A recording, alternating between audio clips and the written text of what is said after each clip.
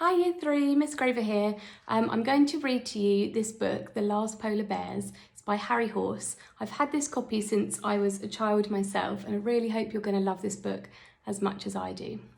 On the back it says, "We have been at sea for almost a week now. Every day Rue asks if we are there yet, and every day I have to say, not yet, but soon, very soon. Grandfather is off on an expedition to the North Pole to find the last polar bears. With him goes Rue, a dog of character and strong views, and a golf bag full of their equipment. The intrepid explorers set sail on the good ship Unsinkable and embark on the adventure of a lifetime."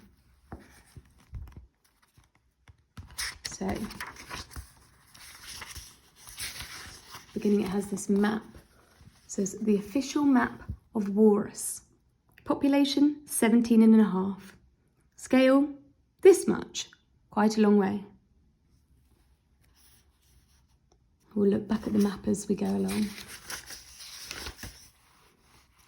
Friday the 4th of October, north of Aberdeen, on board the Unsinkable. Dear child, I'm writing to let you know that Rue and I are well. I'm sorry that I was unable to say goodbye to you properly, and I hope that you can understand why I had to go on this expedition. I'm going to the North Pole to find the last polar bears. I have to see them as they really are. I want to see them swimming amongst the icebergs and playing in the snow. You see, I remember going to the zoo one hot summer's afternoon and seeing my first polar bear. He was sitting in the shade of a dead tree. There was a small concrete pool for him to swim in. The water was green. I looked at the polar bear. There was no snow for him to roll in, no icebergs for him to float upon. That was no life for a polar bear. I could not save them. How could I? You can hardly smuggle a polar bear under your coat and walk out with him, can you? That day I decided to go to the North Pole to see how the polar bears really live. Rue did this, the page is ruined. I went to the library and read everything I could find about polar bears, where they live, what they eat, and how to look for them in remote places. I studied many maps until one day in the British Museum I found the map of Great Bear Ridge, and I knew then that that is where I would find the last polar bears. I began to plan an expedition. Your mother said I was too old to go to the North Pole by myself, but all my life I've been either too old or too young to do what I wanted to do. So this time I decided that I would listen to no one. I booked my passage on the good ship Unsinkable. I decided, after a lot of thought, to take Rue with me. Huskies would have been better, but I couldn't afford to feed them. Rue said that her particular breed were in fact far better than huskies, but that no one had ever given them the chance to prove it. When I told her that our expedition was to the North Pole, she said she'd heard of it and one of her relations helped to put it up. We sneaked out of the house one night whilst you were fast asleep. I didn't want to wake you, for you know I hate to say goodbye. I took your Uncle Freddie's golf trolley to use as our sledge. Though I might only want it for a little while. Tell your mother I'm sorry, but I had to go. Don't worry, I'll be back. With love, your grandfather." Saturday the 5th of October, the North Sea, in my cabin on board the Unsinkable. Dear child, I have a very nice cabin. It has 2 portholes, one for me and one for Rue. So far I've seen a lot of seagulls and a porpoise. Rue said she saw a sheep. Rue has not been a very good sailor. She says that dogs aren't supposed to go on boats. This pipe makes a lot of noise at night. Rue's basket, unused so far.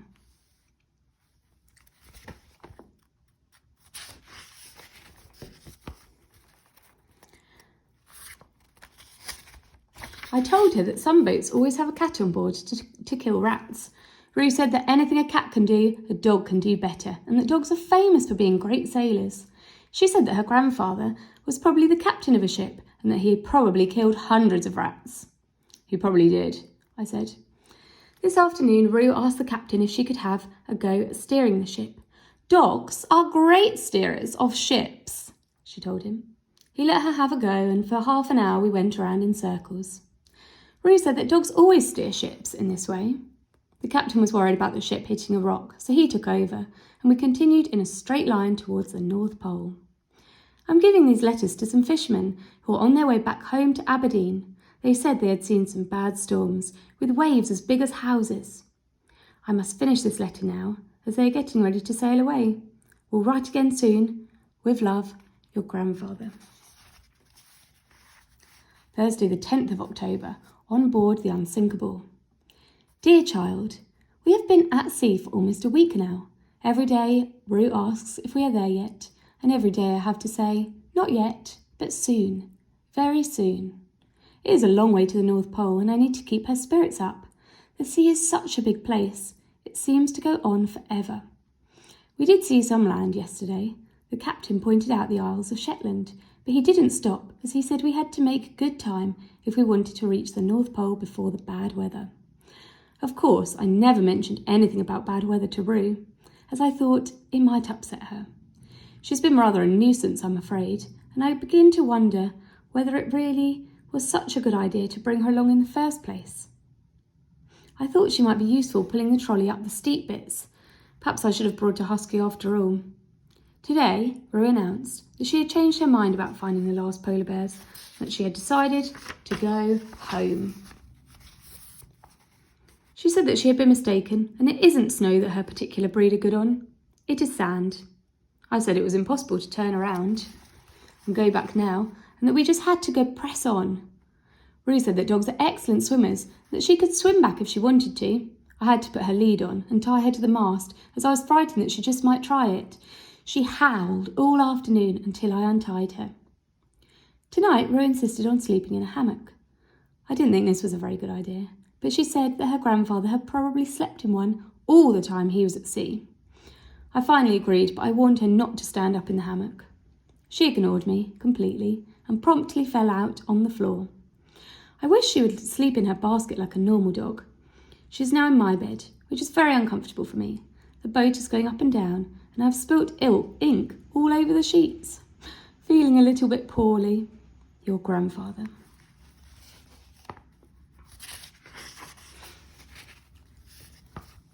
Friday the 11th of October. On board the Unsinkable.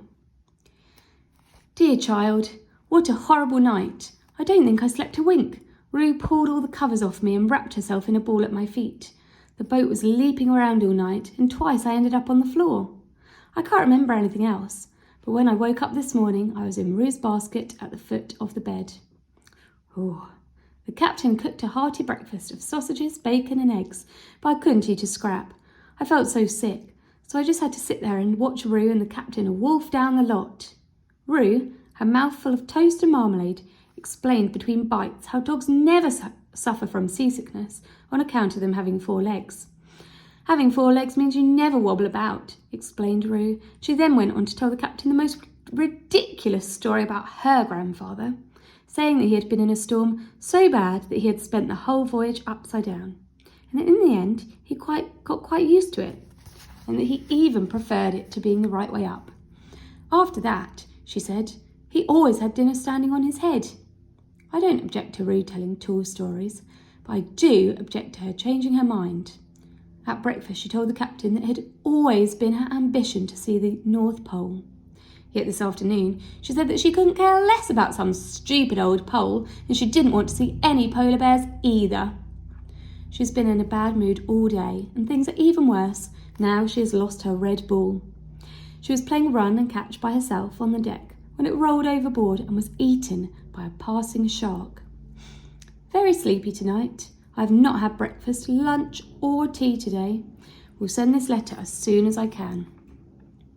Rue is in her basket and I am going to bed. Very rough seas tonight. The ship is making horrible groaning noises. Can't write any more. Your grandfather. We'll leave it there for today. Listen out for the next part of the story later on in the week to find out what happens next. Bye. Okay, class. Now we're going to read this book. I don't know what it says, but I'll do my best. No, you can't go to the bathroom. Put your pencil away. No using your phone. I'm the teacher. You listen to me. Mom, this is fun. Bobby, can I be the teacher and I'll read the book, okay? Remember we were reading this, The Last Polar Bears. So grandfather, he was going on an expedition to find the last polar bears and he took his dog Rue. Do you think you want to go on an expedition on a boat? Is boats for dogs?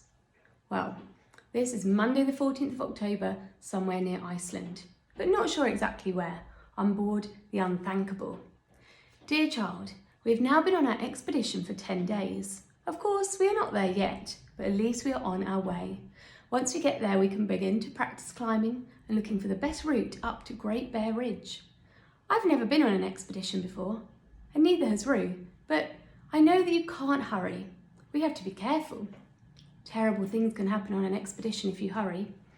You could fall down a crevasse or get lost in a snowstorm.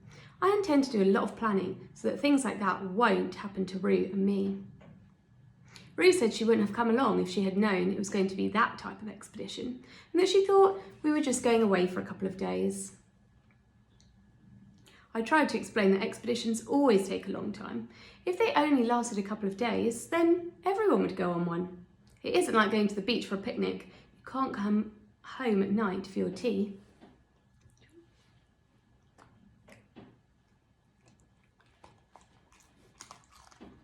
All this talk of beaches and picnics put me in a rather sorry mood, and I suddenly missed you all, even Uncle Freddie. I went out on deck. The sun was setting. A gentle wind blew overhead. I wondered whether I was wrong to have come all this way. Maybe the polar bears wouldn't want to see us. Maybe we'd get lost in a snowstorm. Maybe. My thoughts were interrupted by the captain shouting at me to batten down the hatches and lash down any loose barrels. I didn't see the hurry. The sea looked so calm. The calm before the storm, whispered the captain. A minute later there was a growl of thunder and huge black clouds rolled in overhead. Get below, ordered the captain after I had finished all the battening and lashing. I looked at the sea. It seemed angry. I quickly went below into the cabin as I didn't want to make it any angrier. We did not talk much this evening as we ate our supper. I had to hold on to my plate to stop it sliding off the table. The captain said nothing, though he roared with laughter every time a large wave struck the boat. He drank rather a lot of rum tonight, I'm afraid. He fell asleep in his chair. Rue said that she would steer if I wanted, but I thought it would be safer for both of us to get into bed. We pulled the covers up over our heads, but it didn't keep the noise of the storm out. Another sleepless night ahead. Do not worry, I'm used to it. With love, your grandfather. Tuesday the 15th of October, the Unsinkable. My dear child, I was woken in the middle of the night by Rue barking that the ship was sinking. At first I just grabbed my dressing gown, but I didn't want to be marooned at sea in my night clothes, so I tried to get dressed over my pyjamas. I could hardly pull my trousers on, the boat was lurching about so much. Water was pouring in under the door, the cupboards were swinging open, and all my clothes, maps and equipment lay strewn across the floor in a soggy heap. Rue was running around in circles with a rubber ring around her middle. I managed to get the cabin door open, and we struggled out into the corridor where we met the captain. He seemed quite unconcerned about the storm and asked us what we were doing. Rue gibbered something about lifeboats and every dog for itself until the captain wrapped her in an oilskin blanket and popped her in the bootlocker for her own protection. He then sent me back to bed with some tea that tasted strongly of rum. This morning, the storm finally died away. Here's Rue. The captain, who had tied me to the bed so that I wouldn't fall out, untied me and let Rue out of the bootlocker. I bore him no grudge, but Rue sulked and said she didn't feel like breakfast. She only ate 5 rashers of bacon, 3 poached eggs, and 7 slices of toast. I went to her cabin, began to tidy up the mess, and spent most of the morning folding, sorting, and drying. When I had finished, Rue poked her nose round the door and asked if she could lend a paw. I feel very alone on this expedition and know that I shall probably end up doing all the work myself. After lunch, the captain began work on the engine. It seems that last night it took a bit of a pounding from the storm. I'm not an engineer, but I went down to the engine room with him to see if I could help. I told Rue to stay up on deck and not get into any trouble. The engine looked a bit of a mess. Oil was dripping from the pipes, and a lot of cogs, nuts and bolts seemed to have sprung loose. I picked up as many as I could find, and the captain put them back into the engine. For many hours he worked inside the engine, sometimes crawling in so far that only his feet poked out. At last the final bolt was put back in its place, and after the captain had done a bit more adjusting, He tried to start the engine. He pressed the starter motor. Nothing happened. He pressed the emergency starter motor. Nothing. Then he whacked it with his spanner. Still it wouldn't start. He even booted it with his foot. At that moment, Roo came down the ladder, tripped and fell onto some buttons. The engine roared into life. The captain was amazed and said that it had never sounded better. Roo said that her uncle had lived in a garage and that's how she knew so much about engines. I said I'd never heard of an engineer dog. Roo said that if there were police dogs, guard dogs, guide dogs, sheep dogs and rescue dogs, then there were bound to be engineer dogs and possibly doctor dogs as well. A hearty meal tonight, and even the captain in a good mood for once. We all had a game of Old Maid, and Roo won 19 games in a row. Very sleepy. We'll write more tomorrow. Your grandfather. Thursday, 17th of October, somewhere near the North Pole, on board the Unsingable. Dear child, so much happened yesterday that I was unable to sit down and write you a letter. We had another storm and almost hit an iceberg. We see more and more of them every day, so we must be getting closer to the North Pole. This afternoon we sailed past a small penguin colony. They really are the most amusing creatures. I've done a drawing of them for you.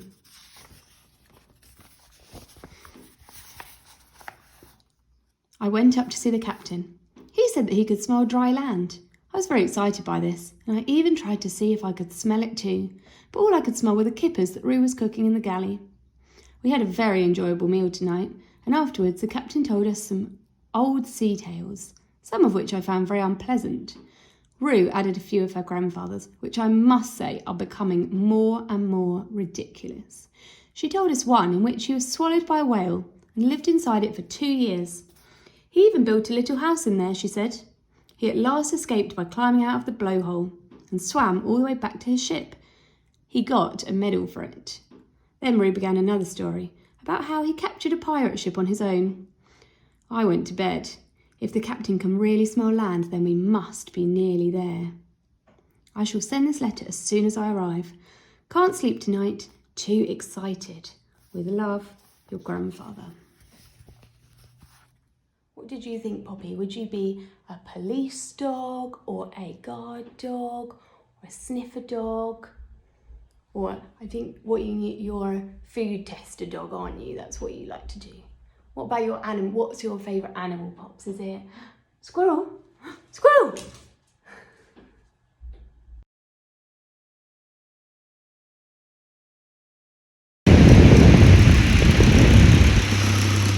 Friday, 18th of October, Walrus Bay, the North Pole. My dear child, hurrah! We have arrived at Walrus Bay at last.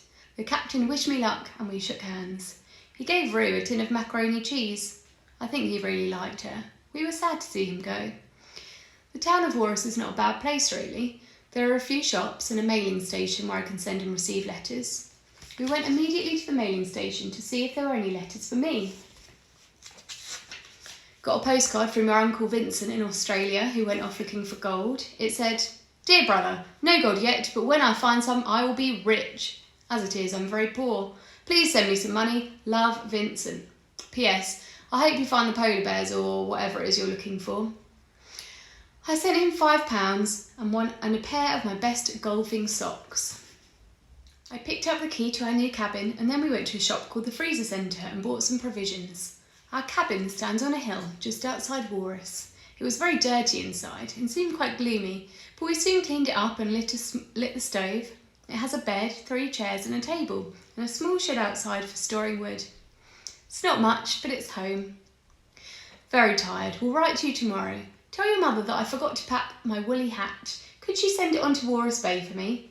The address is the mailing station, Wolf Street, Walrus Bay, near the North Pole. With love, your grandfather. Monday, 21st of October, in our cabin, Walrus Bay. Dear child, I'm sorry that I've not written to you sooner. The weather has been so bad. We've been stuck in our cabin for days and spent most of our time trying to keep the snow out. We managed to get in through the smallest gaps in the walls. So when I woke up this morning, my bed was covered in snow and I had to get Roo to dig me out. We only been here for a few days and already Rue wants to go home. She complains about her paws most of the time. I've given her a pair of socks, but she says they're the wrong colour and she won't wear them. Rather relieved when she went to bed, I'm afraid. I should like to begin the long journey up to Great Bear Ridge, but I don't feel Rue is ready yet. She'll take more training than I thought. Feeling a little low tonight. Good laugh. Tuesday, 22nd of October, Walrus Bay. Dear child, this morning I was woken by wolves running across my roof. It was the second time this week and I must say I'm getting heartily sick of it. Rue says if they do it again, she'll leave. Where she thinks she's going, I've got no idea. Whether we like it or not, we're stuck here. There's nothing we can do. I've explained to Rue the purpose of our expedition, but she has a short attention span and an even shorter memory. I must have told her 100 times that we're looking for the last polar bears. We went down to Walrus this afternoon to stock up on provisions. We paid a visit to the mailing station and bought a pair of Wellingtons and some blankets. Then we went down to the last store and came out with lots of things that we didn't need when we went in. That's what it's like in the last store. You just can't seem to stop shopping. I bought an egg timer, a jar of treacle, 6 get well cards, a stretcher, a footstool, a packet of jam labels and a puncture repair kit. Rue bought a very crude painting of a rabbit, placed everything on the stretcher and dragged it back home. Tomorrow we will attempt to go beyond Wolf Point. Tell your mother I have plenty of clean socks and there's nothing to worry about. Wolf's very restless tonight. Your grandfather.